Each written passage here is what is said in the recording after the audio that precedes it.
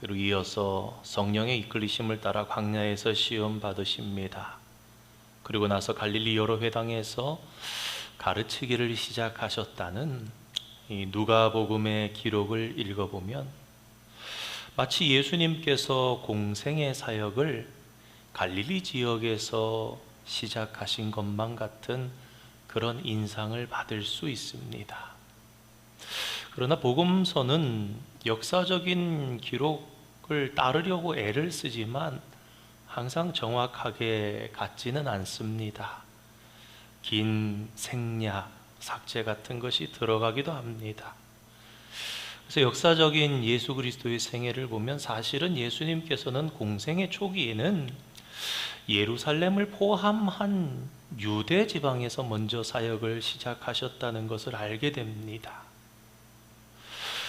예수님은 처음으로 예루살렘을 중심으로 초기 유대 사역을 약 1년간 하신 다음에 갈릴리로 오셨고, 원래 갈릴리에서 자라신 나사렛이란 동네 대신에 예수님께서는 이제 갈릴리 가버나움이라는 동네, 그래서 복음서에 보면 본동네, 그 본동네가 가버나움입니다. 이 가버나움에서 참 많은 말씀들 그리고 이적들을 베푸시면서 사역을 하셨습니다.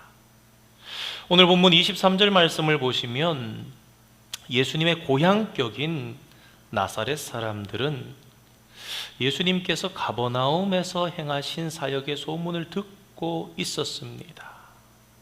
그리고 오늘 말씀에서 예수님께서 서신 나사렛 회당은 유대인으로 태어나신 예수님께는 아주 특별한 의미가 있는 곳이었습니다. 회당의 기능을 생각해 보면 이곳은 예수님께서 어린 시절부터 매 안식일마다 다니셨던 예배의 처소였습니다. 그뿐만이 아니라 평일에는 예수님께서 다니시던 초등학교 역할까지 했던 곳입니다. 예배의 처소, 평일에는 아이들의 학교, 그리고 이스라엘의 율법에 따라서 재판도 할 수 있는 그런 기능이 있었던, 매를 때리는 그런 기능까지 있었던 곳이 회당이었습니다. 예수님께는 주일 학교이면서 동시에 평일에는 다니시는 초등학교, 그런 역할을 했던 곳이 나사렛 회당이었던 것입니다. 오늘 말씀의 시점은 이미 성령의 권능으로 예수님께서 유대 예루살렘과 또 이어서 갈릴리 가버나움에서 많은 사역을 행하신 다음에 예수님께서 공생의 사역을 시작하신 지 약 1년쯤 지난 그런 시점이었습니다. 이 즈음에 마리아의 아들 예수에 대한 소문이 나사렛 사람들에게는 이미 꽤나 알려졌습니다. 그 예수님께서 이제 다시금 나사렛을 방문하셔서 안식일이 되자 회당으로 나가십니다. 이것이 오늘 본문의 시작인 누가복음 4장 16절의 배경입니다. 어린 시절부터 안식일이면 회당에 가시는 것은 예수님의 관습이었습니다. 회당에 나가서 하나님을 배우고 예배하는 것이 그분에게는 특별하고 소중한 일이었습니다. 안식일에 회당에 가는 것이 어린 시절부터의 습관이었듯이 공생의 사역을 시작하신 이후에 그 사역 초기의 관습 역시 예수님께서는 회당을 중심으로 설교를 하시면서 복음을 전하셨습니다. 어떻게 그것을 알 수 있습니까? 오늘 본문 말씀에 뭐라 그럽니까? 늘 하시던 대로. 이것은 예수님께서 회당에 참석하신 습관을 가르치는 말이 아닙니다. 예배를 드리기 위해서 오늘날 우리로 따지면 늘 하던 대로 주일에 교회에 갔더라 라는 말씀이 아닙니다. 늘 하시던 대로 회당에서 가르치시던 습관에 따라, 다시 말해 예수님의 공생의 지난 1년간의 시간 동안 예수님께서는 주일마다 회당에 가셔서 늘 말씀을 전하셨던 것입니다. 그러나 이날은 주님의 마음속에 특별한 마음을 가지신 안식일이었을 것입니다. 이미 가버나움을 중심으로 갈릴리 여러 회당에서 수없이 가르치셨고 그에 따른 반응도 매우 좋았습니다. 권세 있는 자와 같고 서기관들과 바리새인과 같지 않았습니다. 그러나 오늘 이 안식일에 당신께서 잘 아신 나사렛의 회당에서 설교하시는 것은 여느 다른 회당에서 설교하시는 것과 달랐습니다. 어릴 때부터 예수님을 봐왔던, 그가 어떻게 자랐는지를 아는 동네 사람들 앞이라서 신경이 쓰이거나 주눅이 들어서가 아니었습니다. 자신의 고향 나사렛 사람들을 예수님께서 매우 잘 알고 있었기 때문에 그랬습니다. 그들이 예수님을 알고 있었던 사실이 아니라 친히 사람들에게 설명을 들으실 필요가 없이 그 속을 다 알고 계신 예수님께서 자기 고향 사람들을 매우 잘 알고 있었기 때문에 그랬다는 것입니다. 예수님께서는 그들의 관심사를 잘 알았습니다.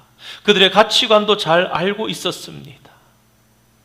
고향 사람들이 자신에게 기대하는 것이 무엇인지 알았고 또 말씀을 들은 후에 그들이 어떤 반응을 하리라는 것을 이미 다 예상하셨기 때문에 안식일에 늘 하시던 대로 회당에 들어가셨지만 오늘 주님의 심정은 결코 가볍지 않았을 것입니다. 모든 인류를 다 사랑하셨지만 특히 그 이름을 익히 알고 그냥 말씀하지 않아도 아시는 것이 아니라 어릴 때 놀이를 했던 친구들도 있을 것이고 친절했던 옆집 아저씨 아주머니들도 있을 것이고 많은 삶을 공유했던 예수님의 친구들과 고향의 어른들 모두는 주님께 특별한 사랑과 관심의 대상이었을 것이 분명합니다. 사랑하는 이들을 향한 간절한 사랑의 고백이 그 사랑하는 이들에 의해서 무참히 짓밟히고 말 것을 우려하고 계셨고 그 때문에 그날 안식일에 회당으로 옮기시는 주님의 발걸음은 결코 가볍지 않았을 것입니다. 오늘 본문을 바로 이해하기 위해서는 그때 주님의 그 기분, 주님의 그 심정에 젖어 들어야만 하기에 오늘 본문은 이성만큼이나 감정도 중요할 것 같습니다. 본문의 논리만큼이나 본문을 흐르는 분위기에 하나 되는 이 감정이 바른 해석의 관건이 되기 때문입니다. 오늘 누가복음의 기록을 한번 보시기 바랍니다. 누가는요, 그날 주님께서 성경을 읽으시기 위해서 서시고 설교하시기 위해서 앉으시는 순서 하나하나가 어떤 분위기 가운데 있었다는 것을 정확하게 우리에게 전달해 줍니다.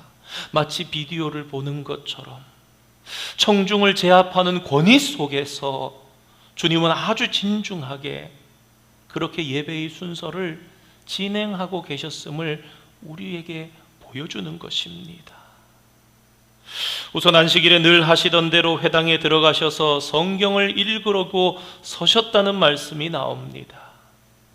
우리는 그 안식일에 나사렛 회당에서 주님의 행동 하나하나가 주목의 대상이었기에 누가가 자세히 우리들에게 언급하고 있다는 점을 알아채야 합니다. 누가가 이처럼 주님이 서시고 주님이 앉으시고 그날의 분위기, 청중의 반응, 그 모든 것을 기록한 이유는 무엇이었을까요? 그날 모든 사람의 이목이 예수님께 집중되었기에 그는 그 흔적들을 남김없이 기록한 것이 틀림없을 것입니다. 어떤 성경 주석가는 회당에 있는 자들이 다 주목한 이유로 권세 있는 가르침을 베푸시는 선생으로서의 평판과 기적을 일으키시는 능력자로서의 소문뿐만 아니라 주님께서 그들 가운데서 잘하신 분이라는 이유와 그리고 거기에 더해서 어쩌면 말씀을 읽으시는 주님의 태도 그리고 그 주님의 얼굴에 지어진 표정 때문이었을 거라고 설명을 합니다. 충분히 맞을 수 있는, 충분히 긍정적으로 평가될 수 있는 그런 해석일 것입니다. 20절 말씀에 주목하여 보더라, 그런 표현이 있습니다. 사람들이 예수님을 주목해서 보았다는 것이죠. 순서 하나하나 위에 하나님의 위엄이 함께하고 있었음을 설명해 주는 것만 같습니다. 모든 청중이 숨을 죽이고 예수님을 주시하는 그런 현장에 대한 묘사입니다. 우리가 그런 얘기 하잖아요. 너무 조용해서 바늘 하나 떨어져도 소리가 나겠다. 그날의 이 현장은 바늘 하나가 떨어져도 소리가 날 만큼 엄숙하고 고요한, 주님의 입술을 주목하며 주님의 표정을 주목하며 그랬던 날로 누가는 기록하는 것 같습니다. 설교자에게서 풍기는 엄숙함과 진지함과 중요함으로 인해서 생겨난 그야말로 청중을 제압하고 압도하는 그 권위가 청중들로 하여금 그분을 주목하여 바라보게 만들었던 것입니다. 이처럼 누가는 이 기록을 통해서 그 표정 하나하나, 그 순서 하나하나에 어떤 권위, 어떤 분위기가 감돌고 있었는지 그날의 엄숙함에 대해서 우리에게 소개합니다. 우리 함께 오늘 본문 22절 말씀 함께 한번 읽어보겠습니다. 그들이 다 그를 증언하고 그 입으로 나오는 바 은혜로운 말을 놀랍게 여겨 이르되 이 사람이 요셉의 아들이 아니냐. 아멘. 그 입으로 나오는 바 은혜로운 말을 놀랍게 여겨 하는 말씀에서 그 입으로 나오는 바라는 표현은 설교하는 말과 내용이 이를 전하는 자신의 한 부분이라는 것을 암시하는 그런 표현입니다. 그분이 한 말이 곧 그 자신을 공개하며 그 자신을 구속하는 그런 말이라는 것입니다. 다시 말해서 말과 연사가 따로 노는 것이 아니라 그 연사가 하는 말이 곧 그 연사의 인격을 나타내고 있는 그런 말씀들이었다라는 것입니다. 번들의 말만 늘어놓는 설교가 아니라 그 입에서 나오는 한마디 한마디가 바로 설교자의 인격이요, 그분이 누구인지를 보여주시는 그런 언어들, 그런 표현들, 그런 문장들, 그런 말씀이었다는 것입니다. 오늘 본문에 기록된 회당의 분위기를 보면 순서 하나하나가 청중을 제어하는 그런 권위가 감돌고 있다는 것을 우리가 알게 됩니다.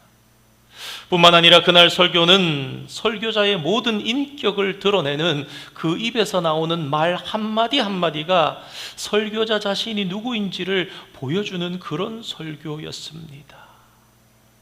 청중들을 예배의 자리로 나오기 전과 같은 사람으로 돌려보낼 수 없는, 예배드리기 전과 예배드린 후가 분명히 다른 그런 설교였습니다. 그날 예수님의 고향적 격인 나사렛 사람들은 예수님의 말씀을 받아들여서 예수님을 그리스도로 인정하든지 아니면 그리스도라고 주장하는 그분을 낭떠러지 밑으로 밀쳐내든지 결단해야만 했던 것입니다. 그날 고향 나사렛의 배척은 예수님의 사역이 최종적으로 어디에 도달할지를 예표한 그런 사건이라고도 볼 수 있습니다. 우리가 잘 아는 것처럼 결국 주님은 십자가에 사람들의 미움을 받아서, 배척을 받아서 달리신 것처럼 나사렛 사람들은 안타깝게도 주님을 낭떠러지로 밀어버리려고 무리로 몰려가서, 그러나 그 때가 아직 아니었기에, 주님은 아직 자신의 때가 아니라는 것을 아셨기에 그 분위기 속에서 그들 가운데로 지나서 나오셨습니다. 이제 오늘 본문을 흐르는 분위기에서 한 걸음 더 접근해서 예수님의 설교 자체를 잠시 함께 살펴보려고 합니다. 우리 오늘 본문 가운데 핵심 메시지인 18절과 19절 말씀 함께 한번 읽어보겠습니다. 읽겠습니다. 주의 성령이 내게 임하셨으니 이는 가난한 자에게 복음을 전하게 하시려고 내게 기름을 부으시고 나를 보내사 포로된 자에게 자유를, 눈먼 자에게 다시 보게 함을 전파하며 눌린 자를 자유롭게 하고 주의 은혜의 해를 전파하게 하려 하심이라 하였더라. 아멘. 예수님께서는 그날 선지자 이사야의 글이 기록된 두루마리를 받아 읽으셨습니다. 그리고 그날 주님께서 선택하신 본문은 이사야서 60장 1절, 2절, 3절의 내용입니다. 그것을 누가복음에 인용한 것이 누가복음 4장 방금 읽은 18절과 19절 내용입니다. 메시아에 대한 예언, 그분이 오시면 어떤 일을 하실 것인가, 그분의 정체성, 그분의 사역, 거기에 대해서 아주 명쾌하게 길지 않게 요약되어 있는 그 말씀. 그날 주님이 선택하신 본문을 보면 우리 주님께서 어떻게 자신을 이해하셨는지 분명하게 나타납니다. 그렇습니다. 예수님께서는 당신이 누구이시며 무엇을 하시기 위해서 이 땅에 오셨는지를 분명히 인식하고 계셨습니다. 또 당신이 누구로부터 파송을 받았는지, 또 자신이 설교해야 할 대상의 처지가 어떠한지를 주님은 정확히 인식하고 계셨습니다. 예수님께서는 자기를 파송하신 분의 심정과 권능으로 나아가심과 동시에 자신이 누구에게로 파송받았는지를 알고 계셨습니다. 읽었던 본문 중에 어떻게 되어 있습니까? 이는 가난한 자에게 복음을 전하게 하시려고 나를 보내사 포로된 자에게 자유를, 눈먼 자에게 다시 보게 함을 전파하며 눌린 자를 자유롭게 하고. 이 말씀 속에 말씀 전파자로서의 주님의 청중 이해가 들어 있습니다. 여러분, 훌륭한 가르치는 사람은 어떻습니까? 훌륭한 교수, 훌륭한 선생은 자기가 누구를 가르치는지를 잘 압니다. 그래서 그 누가 배우느냐에 따라서, 그가 어떤 처지에 있느냐에 따라서, 그가 어떤 수준의 배움을 가지고 있는지에 따라서 가르칩니다. 설교자 역시 자기 앞에 앉은 청중에 대한 이해가 먼저 있어야 합니다. 그들이 누구인지를 알아야 무슨 말을 어떻게 할 것인가를 결정할 수 있는 것입니다. 그런 의미에서 주님은 최고로 탁월한 설교자이셨죠. 한마디 설교를 하기 전에 이미 다 결정된, 은혜롭지 않을 수가 없는 예수님의 청중 분석이야말로 참 말씀을 전하는 자의 진면목을 유감없이 보여주십니다. 예수님께서는 자신이 파송받은 대상이, 복음을 전해야 할 대상이 가난한 자라는 것을 인식하고 계셨습니다. 더불어서 오늘 본문 말씀은 가난한 자와 병행하는 구절로 포로된 자, 눈먼 자, 눌린 자를 말합니다. 처절한 속박 속에 있는 포로에게는 자유의 소식이 곧 기쁜 소식입니다.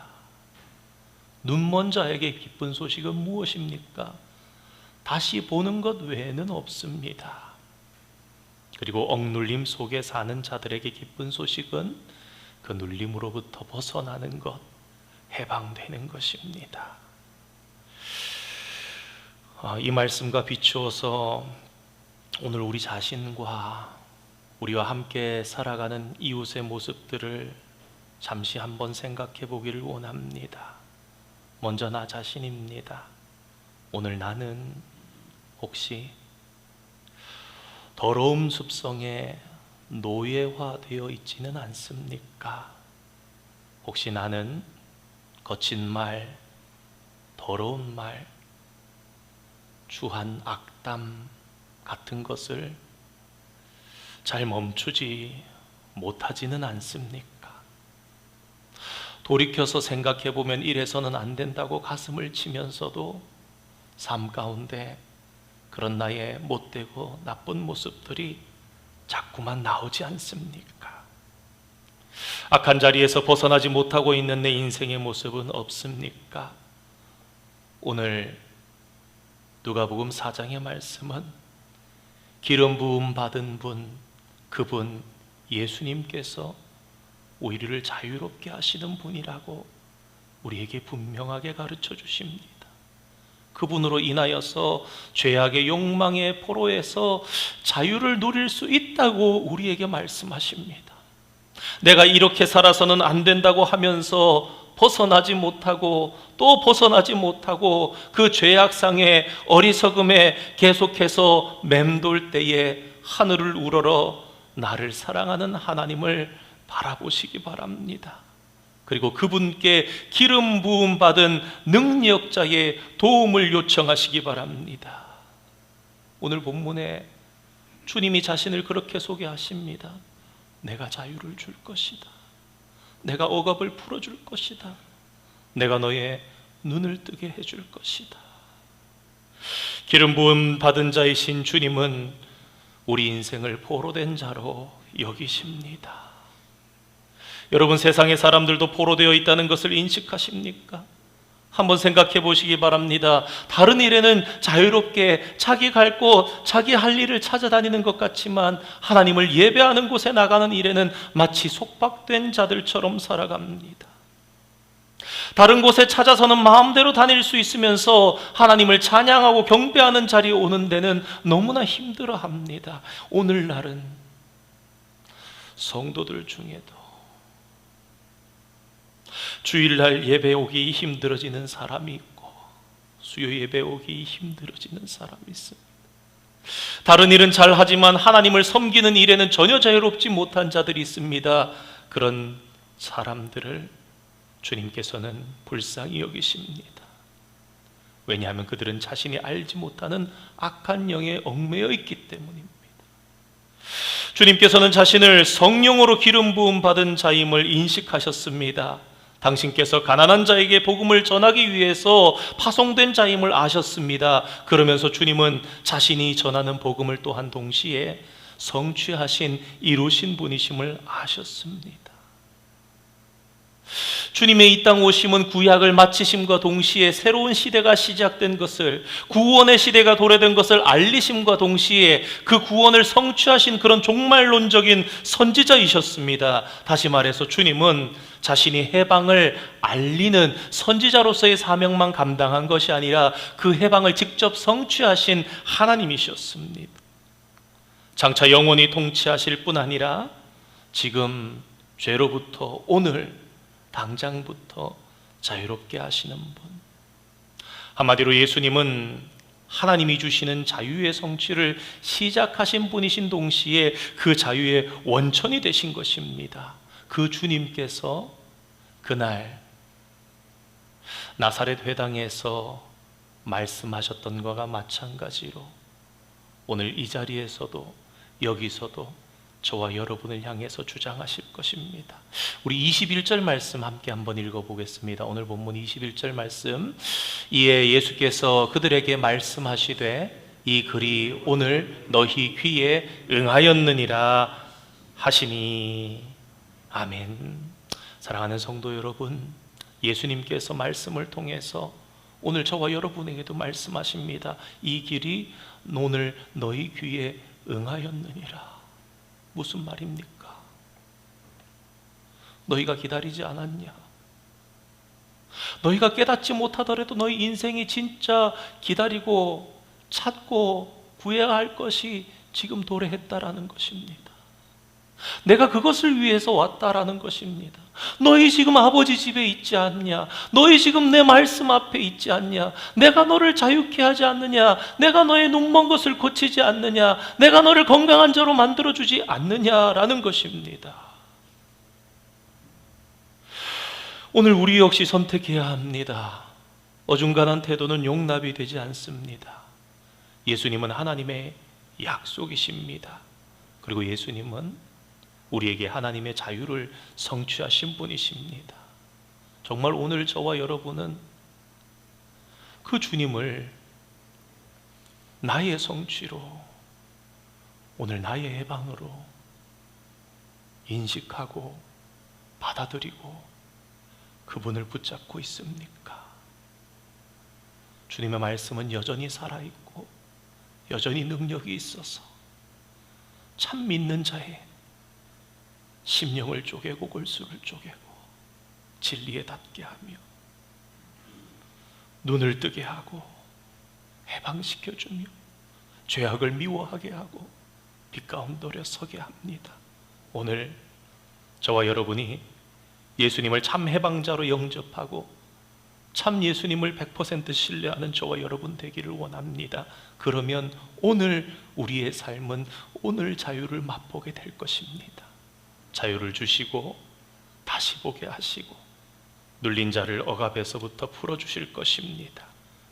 선포하실 뿐만 아니라 성취하신 주님의 말씀이 살아서 오늘 저와 여러분 속에, 오늘 저와 여러분의 삶 속에 역사되어지는 축복이 있기를 주님의 이름으로 축원드립니다. 우리 함께 찬양하겠습니다. 나는 찬양